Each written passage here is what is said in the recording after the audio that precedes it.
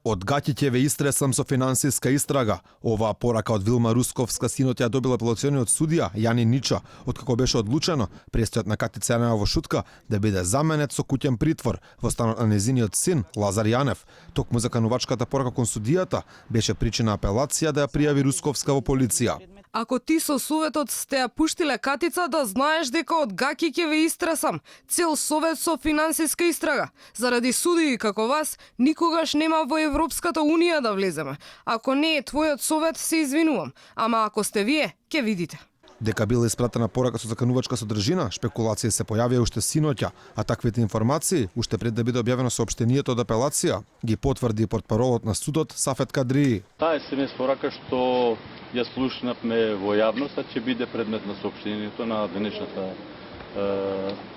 Ние имавме како кривичен оддел колегиум и од тој колегиум произлегуваше дека треба за јавноста да се пушти едно соопштение. Од обвинителството пак велат дека нема да се мешаат во работата на судот, но со оправдувачки тон за Русковска. Велат реакцијата треба да се свати како израз на моментална разочараност по донесената одлука.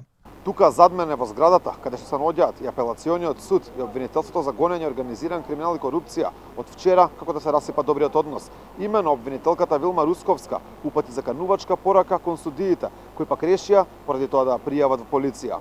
По заканувачката порака кон судиите се огласи адвокатка Ирена Фрчковска, која е застапник на Јанева. Вели Русковска ги притискала судиите. Останавме зачудени од ваквата реакција и сметаме дека е непримерна, недозволена и еден вид на притисок врз судиите, особено што испраќа лоша порака кон сите судии, дека отварањето на финансиска истрага имплицира некаква можна корумпираност, што сметам дека е апсолутно недозволиво и ги оневозможува судиите објективно и непристрасно да ги носат своите одлуки.